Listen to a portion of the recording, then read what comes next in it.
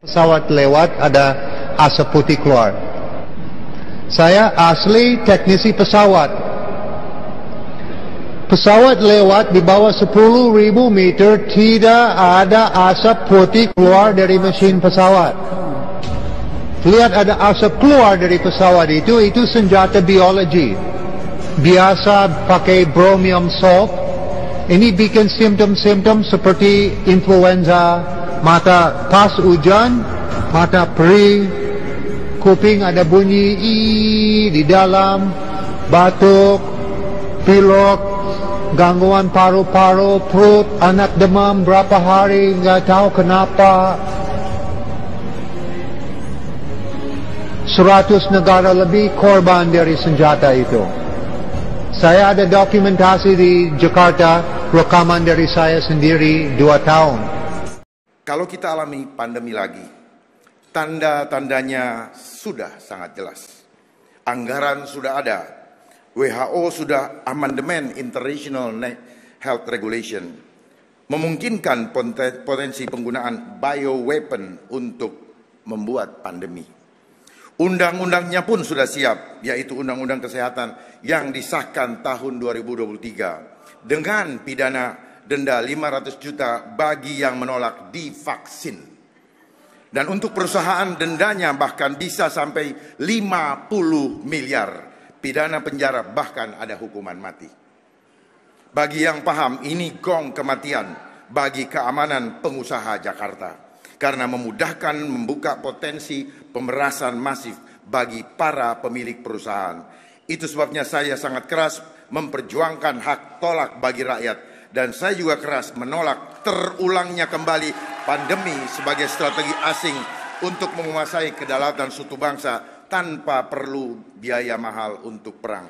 Cukup dengan isu kesehatan seperti pandemi. Bang Dharma, salah satu isu yang Abang sering kemukakan di publik adalah soal behind the pandemic, gitu. Apakah menurut Abang isu ini memang dalam tanda kutip ya laku dan menjual di masyarakat? Saya nggak berpikir laku apa tidak. Saya bukan pedagang. Saya tidak memikirkan keuntungan buat saya, tetapi saya memikirkan tentang keselamatan bangsa ini, terutama ancaman hilangnya kedaulatan bangsa lewat isu kesehatan. Misalnya, kenapa kalian tidak mau bersatu dengan saya untuk melihat hal-hal tersebut, untuk menyelamatkan bangsa? Masalahnya kalau misalnya Bang Dharma menjadi seorang pemimpin daerah, kepala daerah gitu, sementara kepala negara itu punya kebijakan yang... Oleh sebab itu jadi pemimpin daerah, jangan seperti zaman penjajahan dulu, di mana banyak kepala daerah yang berkhianat kepada rakyatnya.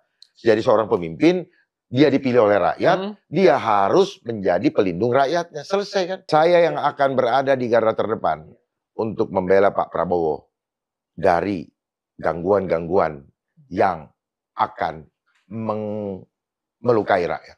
Biarlah saya jadi bempernya. Yang penting seorang pemimpin yang membela rakyatnya, sampaikan segala sesuatu kebenaran, apapun resikonya. Itu adalah seorang pemimpin yang sejati. Jangan jadi pemimpin yang bodoh. Jangan menjadi pemimpin yang pengecut, apalagi pengkhianat. Mantap. Saya paling jijik dengan diri saya kalau sampai saya menjadi pemimpin yang seperti itu. Mantap sekali. Hati-hati strategi asing yang berpotensi mengambil kedaulatan bangsa tanpa perang, tetapi melalui isu kesehatan, walaupun itu perintah. Melalui hilangnya hak tolak rakyat terhadap mandatori pemaksaan vaksin atau hal lainnya melalui isu pandemi. Pidana denda di Undang-Undang Kesehatan nomor 17 tahun 2023 itu berpotensi denda 500 juta bagi yang tidak mau divaksin.